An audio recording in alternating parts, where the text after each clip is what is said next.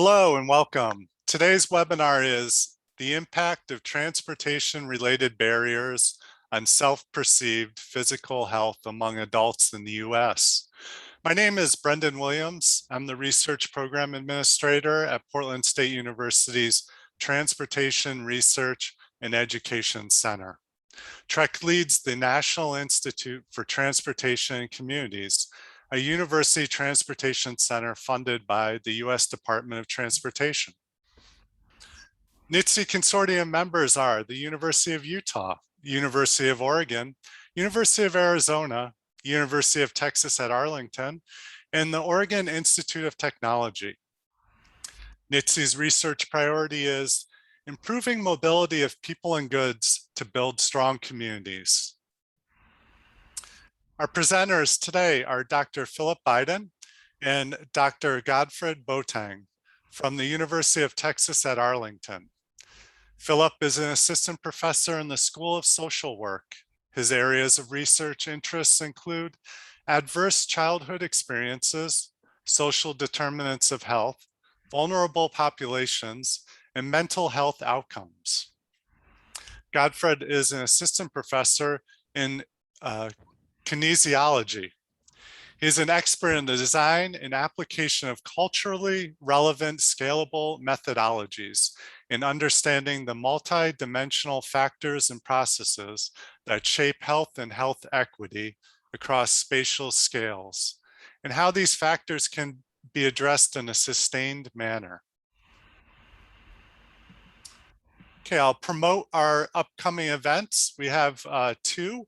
This Friday, October 15th from 11:30 a.m. to 12:30 p.m. Pacific time, TREC is hosting a Friday transportation seminar on the retention of a diverse construction workforce, presented by Moira Kelly of PSU.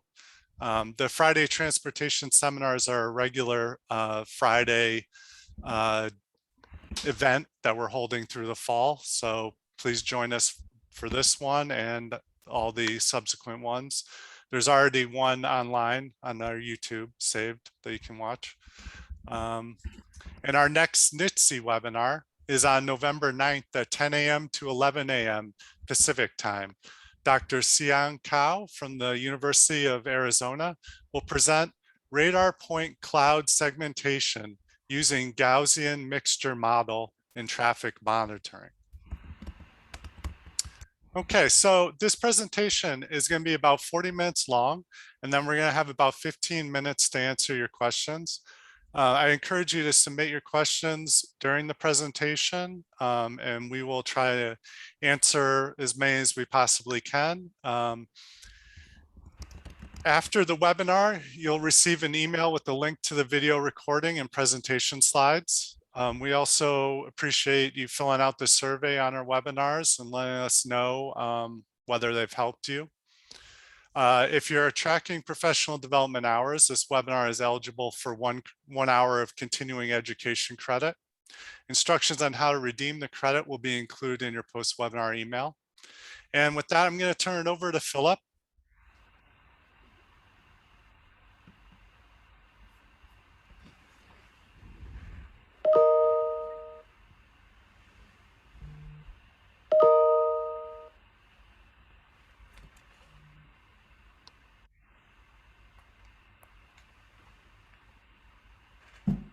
Hello.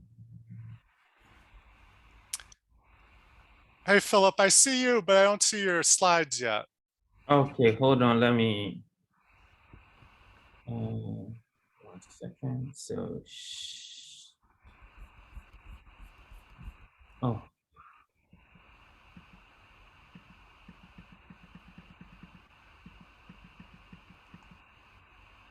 Is it better? Yeah. Okay. Got them. Yeah. So thank you, Brenda, for the warm introduction, and thanks the audience for the opportunity. Today, I will be presenting with my colleague, Dr. Godfred Boateng, and the title of our presentation is The Impact of Transportation-Related Barriers on Self-Perceived Physical Health Among Adults in the US.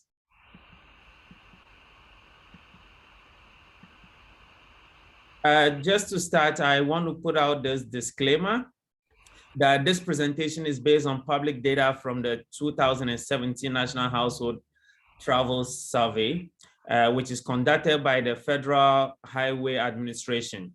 The views and opinions expressed in this presentation are those of the authors and do not necessarily represent the views of FHWA or that of its partners. I had full access to the data and takes full responsibility for the integrity of the data and the accuracy of the data analysis.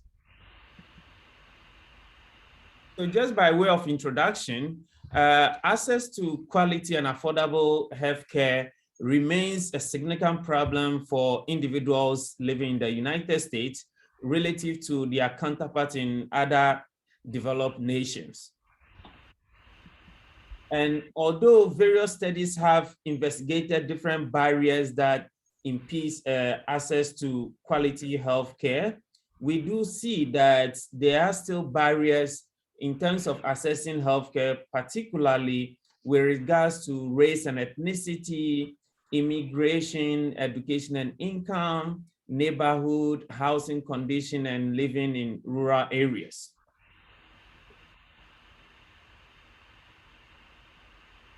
And access to transportation has also been acknowledged as a significant health issue that in a way can facilitate an individual's ability to travel in accessing healthcare appointments, also as well as filling a prescription at the pharmacy.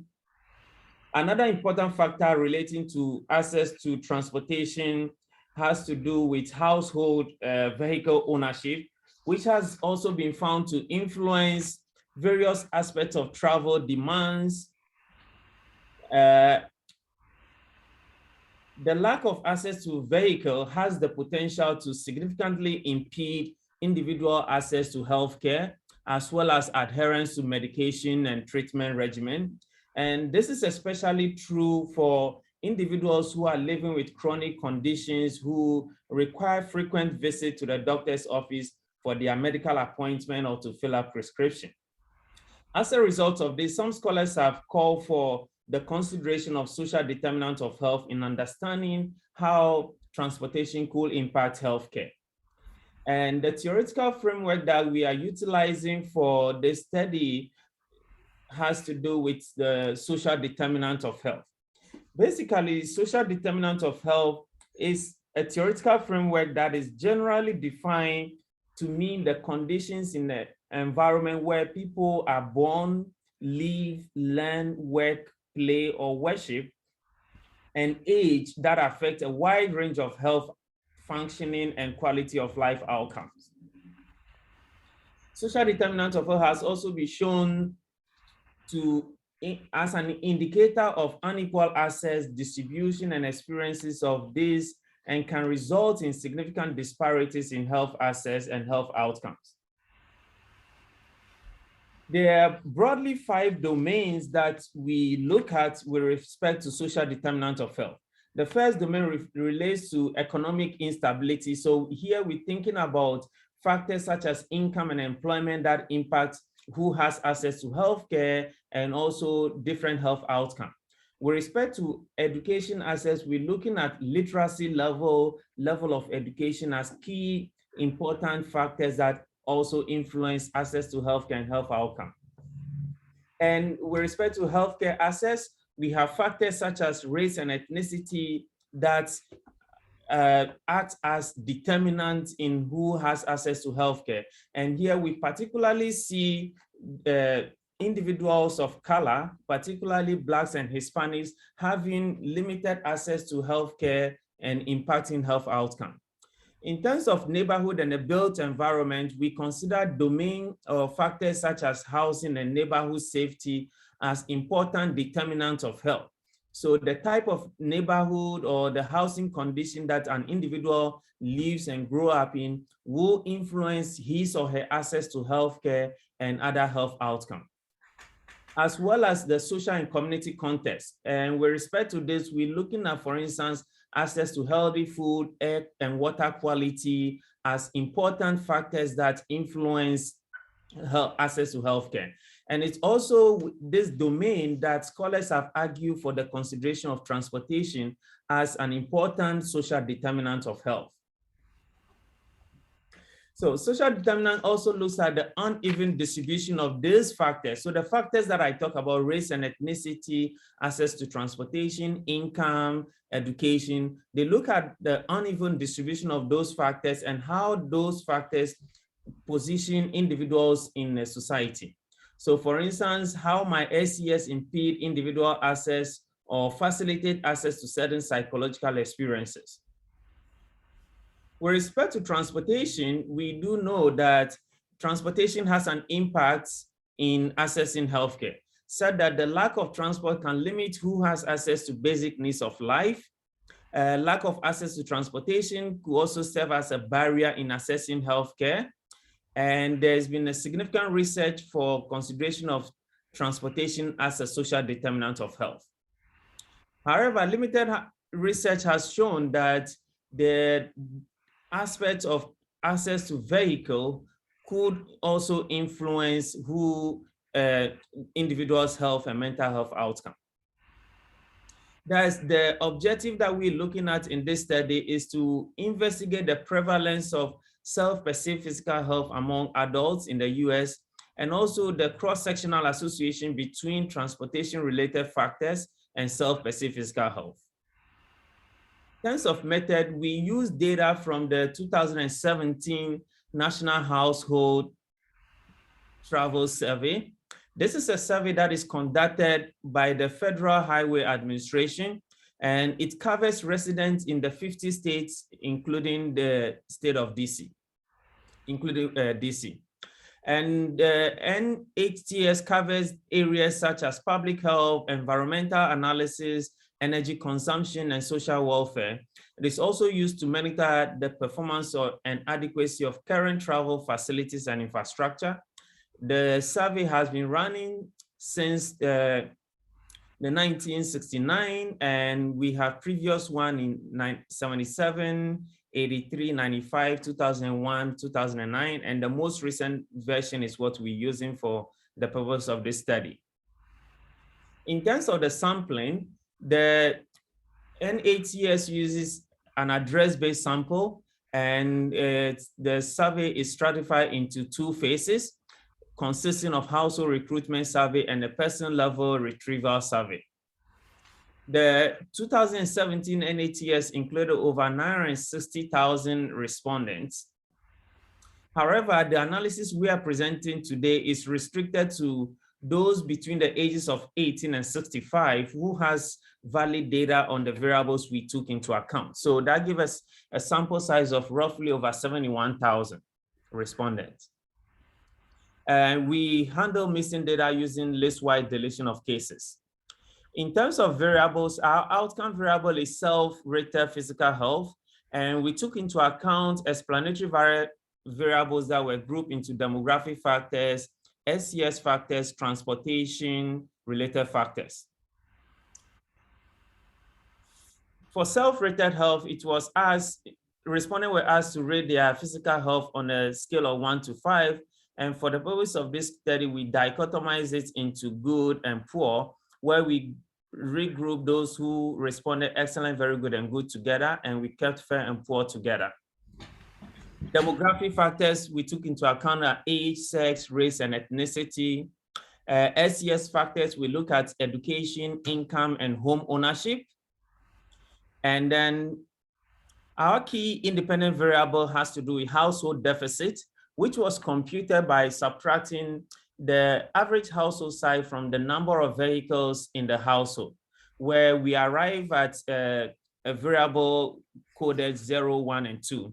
It is coded as 2 for negative value, that is those who have fewer vehicles per individuals in the household, and those who have enough vehicles per individual in the house were coded as 1, and those who had more vehicles per individual in the household were coded as 0, and we use that as the reference category. We also took into account other confounding factors such that as the frequency in which individuals use the following mode of transportation, such as walking, biking, use of personal vehicle, rideshare, buses, train, or paratransit. In terms of analysis, we employ a couple of strategies. We first look at the descriptive statistics, where we look at the distribution. We also look at the bivariate association between variables, employing Pearson chi-square. And the main analysis that we look at was binary logistic regression, given that our outcome variable was measured as a binary variable. Here we modeled three models. We constructed three models. Model 1 had demographic factors. Model 2, we added SES factors to see how the coefficient changes. And in the fully adjusted model, we took into account transportation-related factors. We assess the model fitness by looking at the omnibus test on model coefficient and the pseudo R, negative pseudo R squared.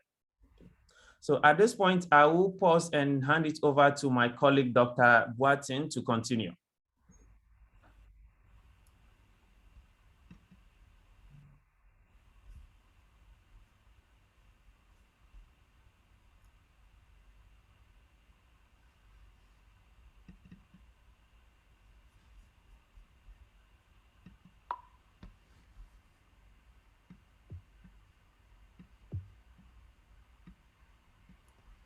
Okay, Philip, thank you so much for that presentation. Can you hear me okay? Yes, I'm able to hear you. Okay, so thanks to you all for remaining online to listen to the results of our study. And I will start with the demographic results, go on to the bivariate, and then focus on the multivariate results, look at the discussion and some of the implications and conclusions one could possibly draw from this study. And so in general, you would find that after our descriptive analysis, 8.9% of our sample had poor health, right? Reported poor fiscal health. Sorry for the typo. 55.7% indicate were females, 81.3% were white, non-Hispanic white, 8% were black or African American, 8.4%, in spite of when it comes to ethnicity were Hispanic and 4.6 were Asian.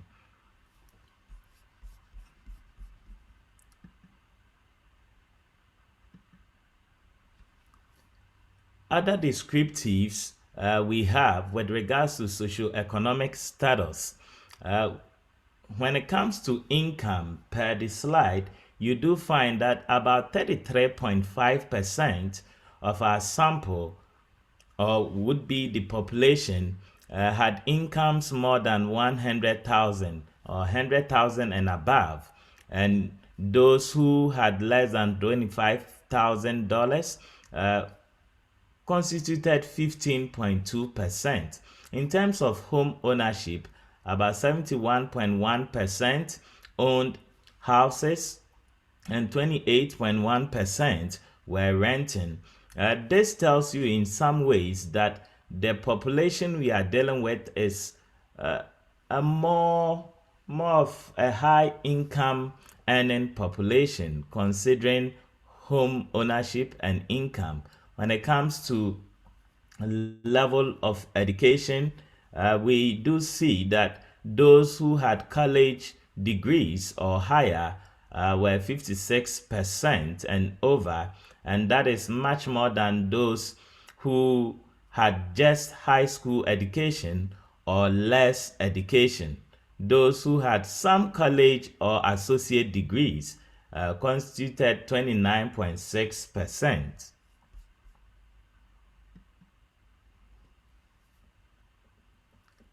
Now, let's focus on transportation-related results when it comes to the descriptives. The use of a personal vehicle was about 97.1%, suggesting that most people own vehicles. But when it comes to the frequency in terms of travel, when one takes into account walking, using a taxi, biking, using the train or the bus, 73.4% reported walking sometimes. 38.6% reported using taxis or ride shares. 35.3% reported biking sometimes. 24.8% reported using the train sometimes, and 21.8% reported using the bus sometimes. And so this tells you that it is not exclusive. In all cases, you had individuals either owning a vehicle or walking or biking or using the train sometimes. It has to do with the frequency within which they use these modes of transportation. Now, when one takes into account the vehicle household ratio, or the household vehicle deficit, as explained by Dr. Baiden, you would find that about 20.3% had more vehicles per household. 43.9% had enough vehicles per household. That is, the number of vehicles were equivalent to the number of persons in the households. But about 35.8% had fewer vehicles against the number of people in the households. Thus, it's possible to find that maybe in a house of 7 or 10 individuals, there may be just one vehicle, which means that the ratio is imbalanced.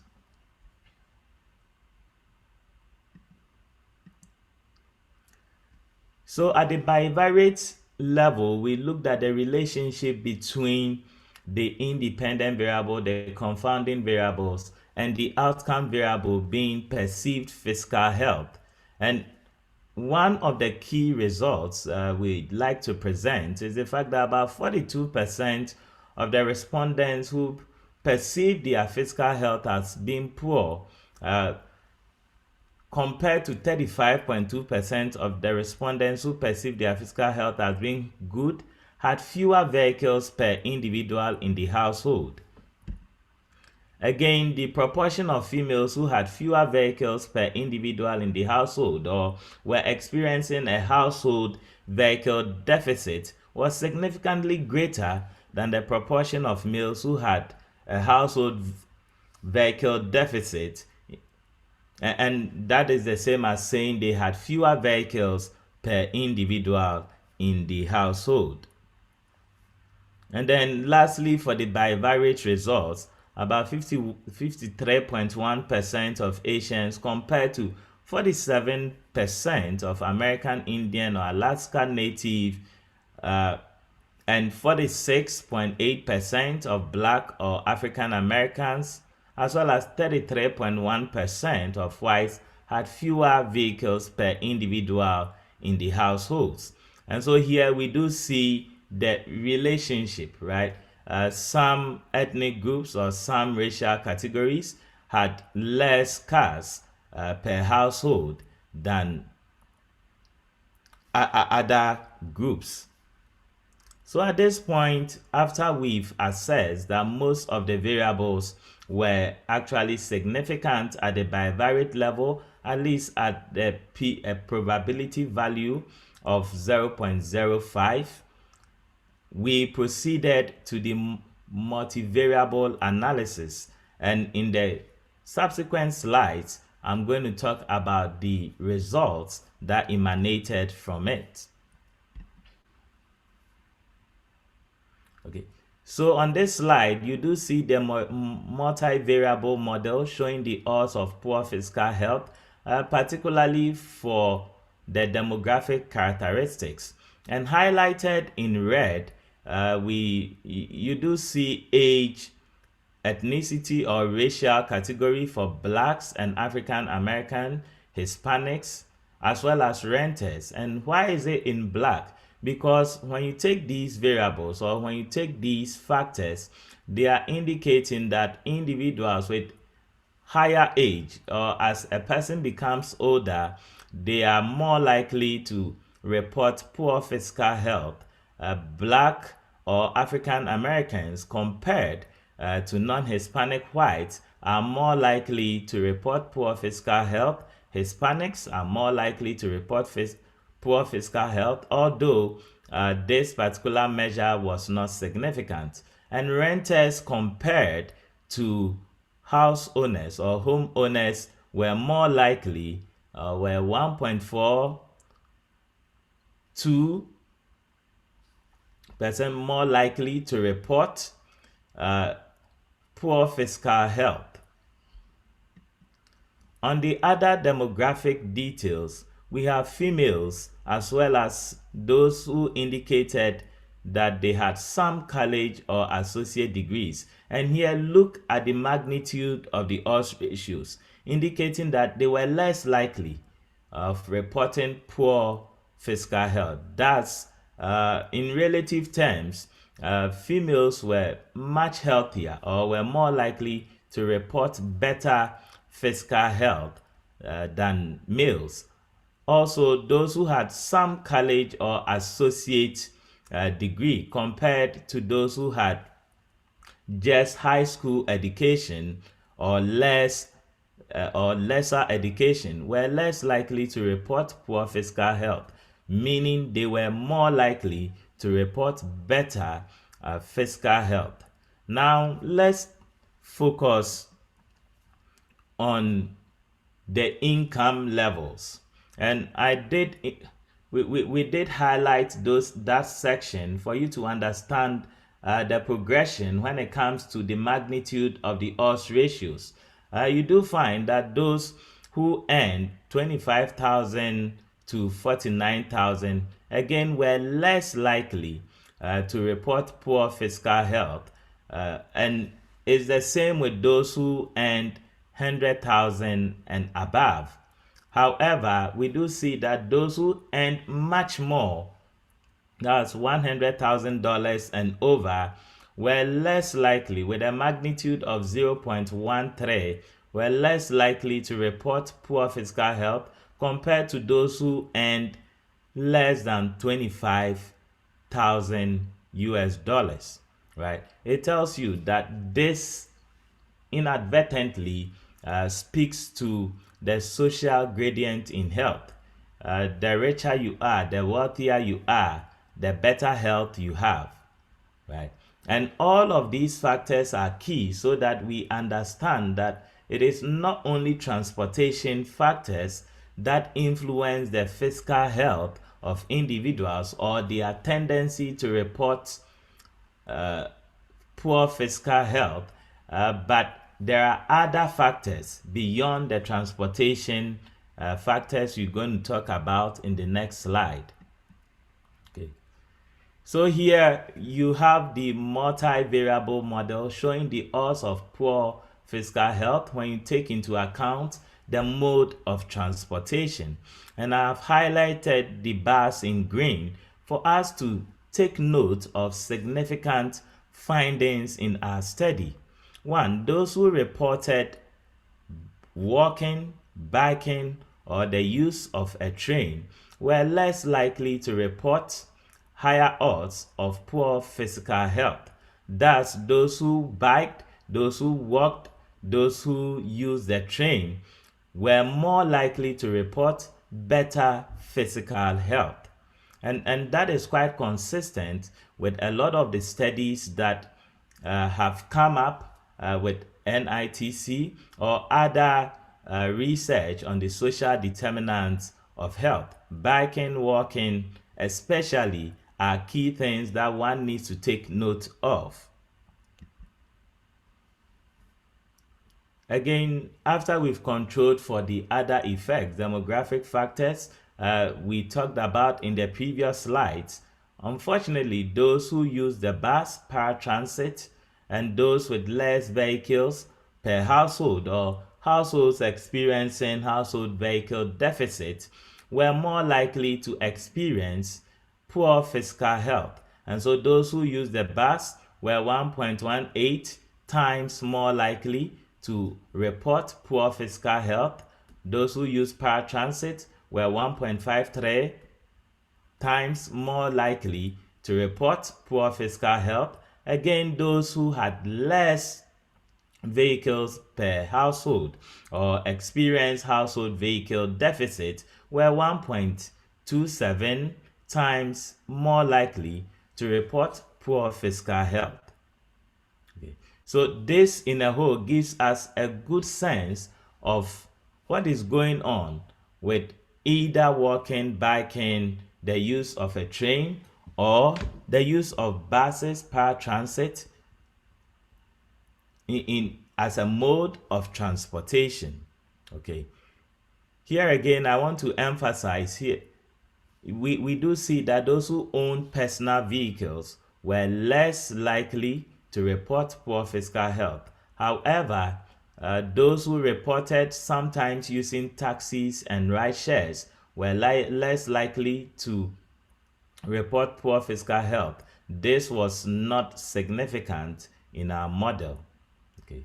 So what do these results tell us? What implications can we derive from these?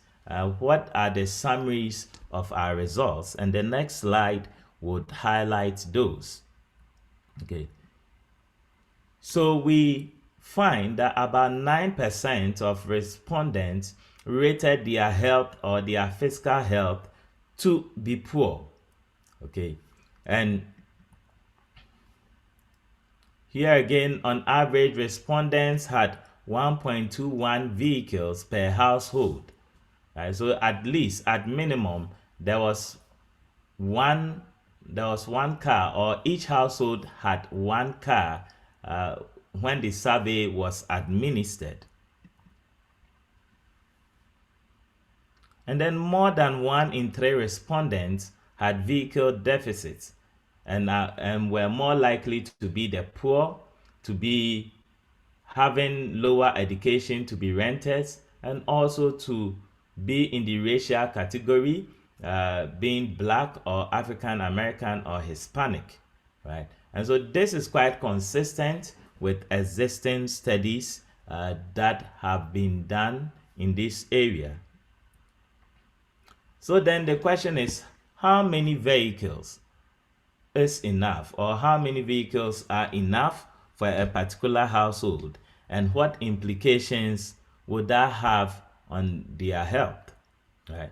So what we find is that car deficit households are more likely to be poor, and that is unfortunately true because without the means of income, without sustainable income, it is less likely they'll be able to buy more cars. But in some ways, there is a benefit if households would use the train or would use mass transit instead of buying more cars. And we'll talk about the emissions that come with it. Again, not having enough vehicles per household was associated with a greater likelihood of poor health. And definitely this again speaks to the social gradient in health, right? With poor income levels, the likelihood to have access to the appropriate insurance or appropriate health care is very low. And that has a way of impacting on health and health inequity. But we find that there was no difference in health outcomes between the poor who had enough cars and people who had more, right? And so if you had enough cars for your household relative to those who had much more, they weren't experiencing a household vehicle deficit, they had multiples of cars, there was no difference when it came to their health outcome, which means that just having enough to match your household is sufficient to take care of your transportation needs. So referencing data from 1997 to 2017, the NHIS showed that in 2017, more than 5.8 million individuals in the US, representing 1.8%, experienced a delay in accessing medical care as a result of not having access to transportation. And so one would think that having access to transportation, whether it is personal or having enough vehicle per household, would be key in promoting access to healthcare and thereby increasing the health of the most vulnerable in our society.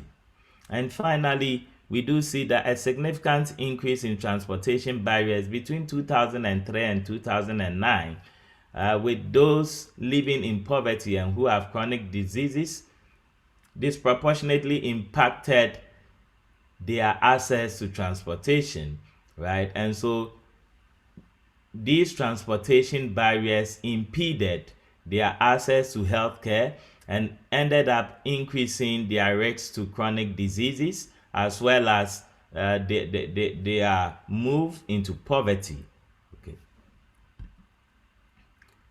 In other cases, one could deduce from the presentation that transportation barriers was one of the main reasons impeding access to health care among American Indian elders. And this is consistent with other studies that have been conducted. Other barriers reported included long travel times to doctors or emergency care and the lack of community health programs as major transportation related challenges, right? So the lack of community health programs, lack of emergency care, doctors, as well as long travel times, which has more to do with the transportation issue, impacted the health of these individuals. Now, what does the study tell us about the implications of our results?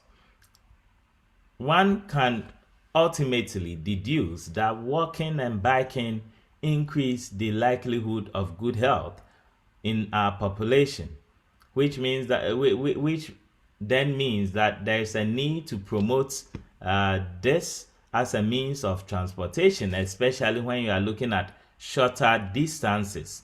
Secondly, building sustainable cities and good health may require policies that promote walking, biking, and the use of public transport systems. And we did find from this study that the use of trains was actually associated with a lower likelihood of reporting poor health.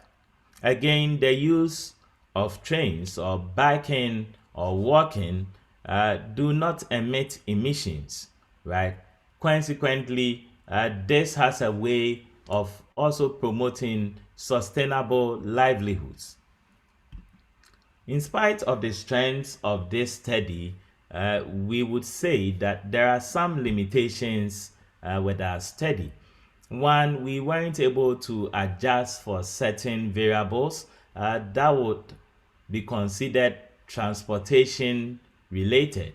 One, variables such as availability and accessibility of public transit, fuel prices, and public transportation fares were not in the measures that we assessed. Hence, we were not able to adjust for those. Secondly, the lack of a composite measure on fiscal health.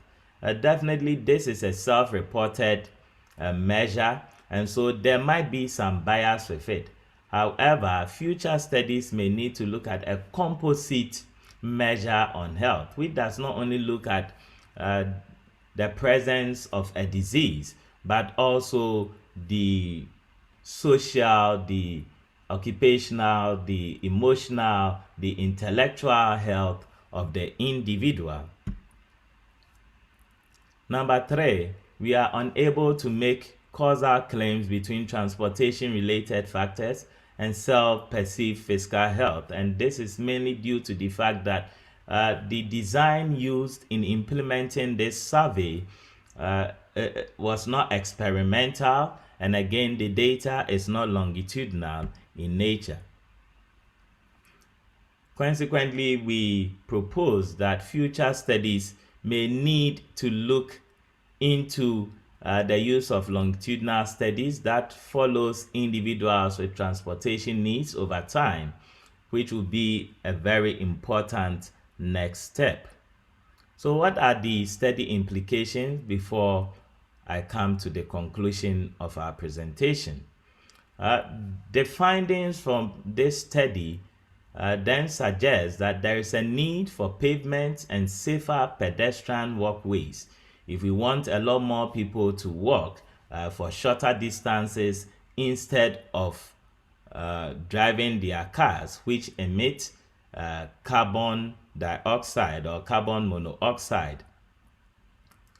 Number 2, the increase in the number of bicycle lanes in major cities is key. Not all cities have these bicycle lanes, and if they have it, it is limited in nature. And there are several cities that would need to come up with policies that will promote the increase in the number of bicycle lanes to enhance the physical health of the people, but also to ensure that our society is sustainable, or we are living by certain sustainable principles. Number 3, the need to increase access to public transportation or mass transit systems to reduce the number of vehicles on the road. And number 4, the need to reduce congestion with public transportation systems. I'm not surprised that those who use buses were more likely to report poor physical health. However, it is also true that mass transit systems do help the society, do help the community. And so if such buses could be decongested, it will reduce the risks of spread of diseases and make people more comfortable using the buses and the trains. And so in conclusion, some of the take-homes from this study is the fact that females, racial minorities, and individuals with lower socioeconomic status are more likely to have fewer vehicles per individual in the household. But persons or individuals also with lower vehicle per household are more likely to report poor perceived physical health when compared to their counterparts with more vehicles per individual in the households. Right? That is, individuals or populations experiencing household vehicle deficits were more likely to report poor perceived physical health. And then finally, walking, biking, and train use do improve physical health and do promote sustainable cities. Thank you. We'd like to acknowledge the National Institute for Transportation and Communities for funding this study. And if you have any questions, we would like to take the questions at this time. Thank you so much.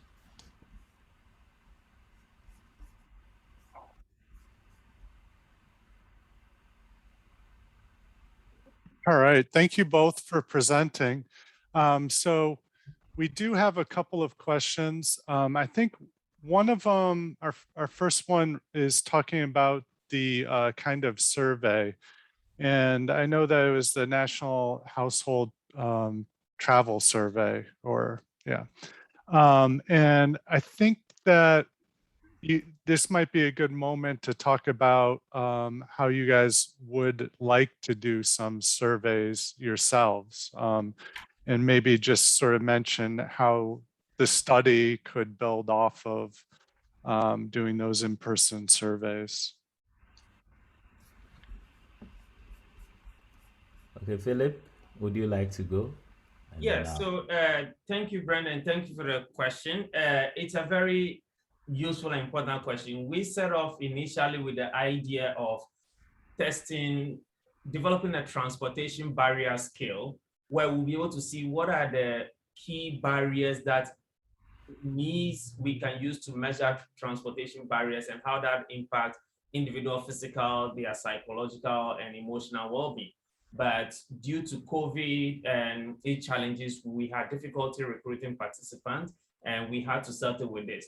But it is very important that if we are to design, we will need a study that will be able to capture the nuances with respect to different barriers, especially in terms of who has access to transportation, seeking appointment for medical services, filling prescription, and how that impacts individuals, their overall sense of health, as well as their emotional and psychological well-being. Because not having, depending on the part of the state you live in, will impact severely how you have access to health services when it comes to transportation. If you happen to be in the rural areas where you don't have access to transportation and you need urgent care, you may have to rely on Uber or other forms of transportation in order to get there. So if we are to design, we would like to have a comprehensive measure of what those barriers actually entails, so that if we want to target interventions in addressing transportation barriers, we'll be more very specific. And also to add to it, I do think a longitudinal study that sort of follows the transportation behavior of most individuals will be key in this regard. Being able to understand what changes over time with regards to the mode of transportation will make a very big difference. We'll be able to not only examine the social determinants of health as with regards to the use of transportation, but would also be able to establish some causal effects, right? And probably a comparative study when it comes to states or cities that have bike lanes, pedestrian walkways, relative to other cities that do not have those walkways, would be important in understanding the essence of having such things in our society, in promoting a sustainable community or a sustainable city. And so definitely being able to collect data on our own, we'll be able to examine some key or important measures that do not show up in the survey collected in the nation. All right. So I can just once again solicit more questions from the audience in our question and answer feature on Zoom. We still have some time to answer them. So I'm thinking, okay, we have another, how travel data is being related to the health of common people using different modes of transport. You know, what are their chances of showing poor health? I might have read that one a little too straightforward. Do you guys understand this question? Please take it. You say, how does travel data? Is it in relation to the modes of transport that is used very often? I guess so, yeah. So you did have people who responded which sorts of modes they were using, right? Yes. So yeah, what we hypothesize, given that we know physical activity helps individuals. So in terms of biking frequently to work, especially if they are in a biking friendly city or a place that enables them to bike not long distance from their work, we do see that it's a form of physical exercise that has been shown to help individuals improve their physical health. So that's in that way. And also sitting in the car for long hours has its own impact. So on the one hand, having access to transportation is very helpful, but if you are sitting in the car for long hours where you have to drive an hour to work in and out every day, over time, long term, that has its own impact on health. And that's why we think that investing in public transportation and making it more environmentally friendly can also help individuals in a way. So if there are public transit that is very reliable in places, some individuals may opt to use that and use their personal vehicle less often than others. A typical case, we live in Arlington, Texas, is one of the major cities in the US with no public transit. So we have people living who commute from Dallas to Arlington to Fort Worth, sometimes for an hour, more than an hour, depending on traffic. So if they have to sit in that and also exhale all the toxic fumes that comes in the environment, over time, that could also impact their health. So that's what informs our decision to take into account the mode that is generally utilized and how that will also impact individuals' health. I don't know, Godfred, if you want to add something else to that. Yeah, but thank you for responding to that question. But in addition to that, even exposure to blue and green spaces, by virtue of people walking through parks, biking through parks, has been found to have significant psychosocial impact on their well-being. And that is to say, people experience less depression, less stress as they bike and walk through parks, right? And so exposure to such spaces by virtue of a particular mode of transportation has a way of impacting on the person's health. It's not just a physical component of their health, but it could be the emotional component, the mental component. And that is why being able to collect data where we are able to assess different health components or different components of a person's well-being is a crucial next step if we are to make progress with this particular study. I'm interested on the perspective of the two of you coming with, particular expertise on the health angle toward transportation. A lot of times with NITC, we're looking at where transportation is fitting into other areas, and it's always, just so diverse. So how, we have the dependence on the car, and a lot of it is about convenience. But how are you seeing that, like your community, Arlington, or some other communities are working together with, people from multidisciplinary backgrounds to address these issues? Yeah, so here in Arlington, we see collaboration happening among those of us in the social science field and those in engineering to make the city more transport friendly, especially when we look at, like we take, for instance, Fort Worth has public transportation, Dallas has public transportation, but Arlington is sandwiched in between with no access to public transit. So it's spread across and it presents opportunity. We have colleagues from engineering and social work who are partnering with Dallas, nonprofit organization in Dallas, to understand how they can improve transportation, particularly among immigrant communities.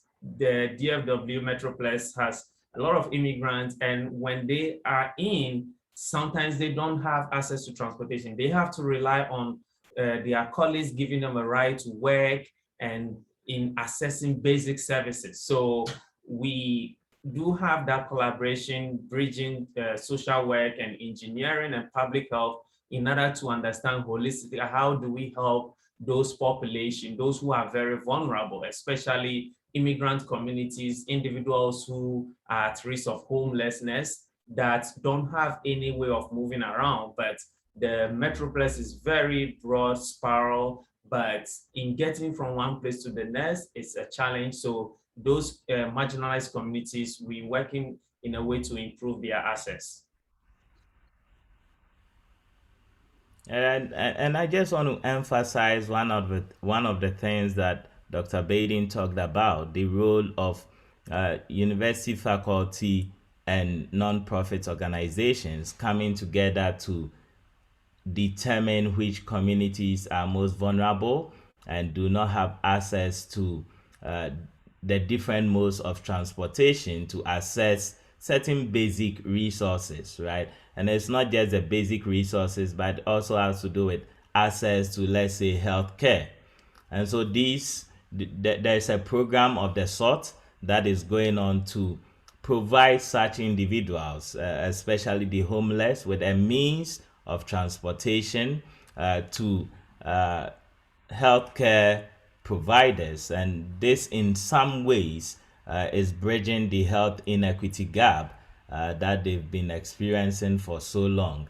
And so these are some of the ways that we are mitigating the transportation challenge within the Arlington setting.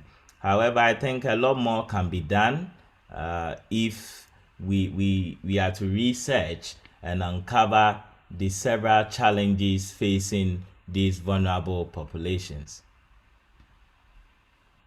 Yeah, Brendan, I see a question from Mingao asking, is it possible that because of the dangerous aspect of biking, hilly roads, etc., that it makes only the healthy and the strong feel comfortable biking? I think that's a very important point, and it's valid, especially in some places where it's not biking friendly. And that's why my colleague, Dr. Boateng, is recommending we consciously think about, as we are designing and planning transportation needs for cities, to also make provision for bike lane, because if there is not an accessible path, biking lanes, it's not encouraging, it doesn't encourage individuals to bike. I may live a mile away from my work or 2 miles away, but if there is a trail, if there is an accessible biking path, that will encourage individuals to bike. So some cities are designed not being conscious of making it accessible for individuals to bike. And I think it's something that we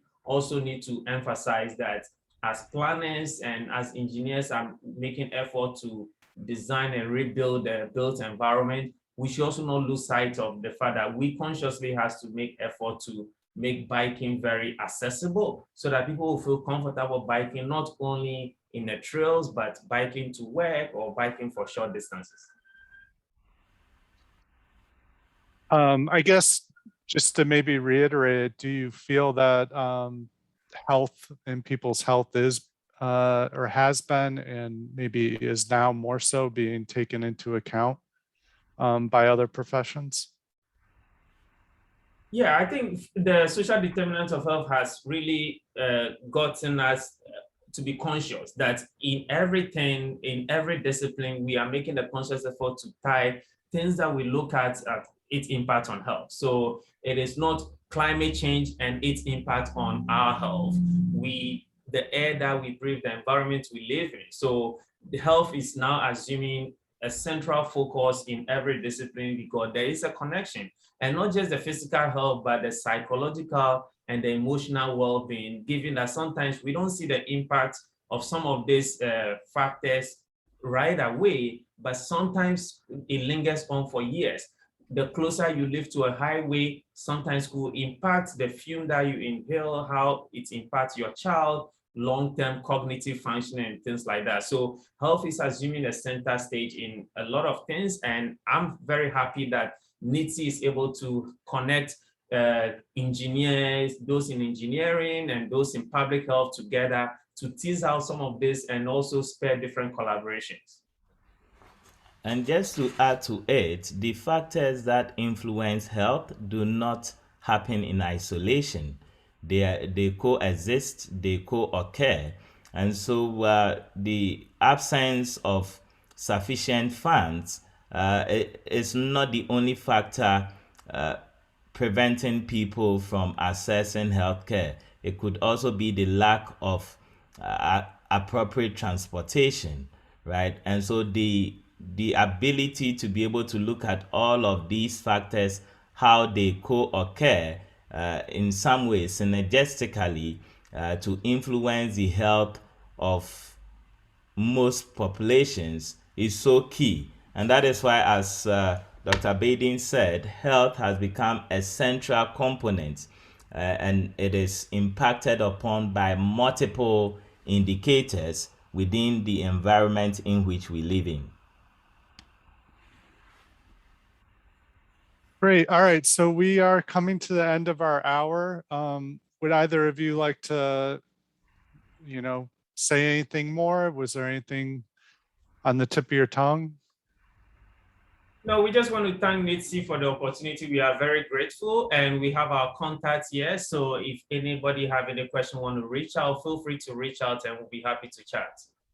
And maybe lastly, if there is any funding opportunity that would help us advance this research into other spaces, we'll be happy to continue the research, but also collaborate with anyone who is interested in getting this study advanced.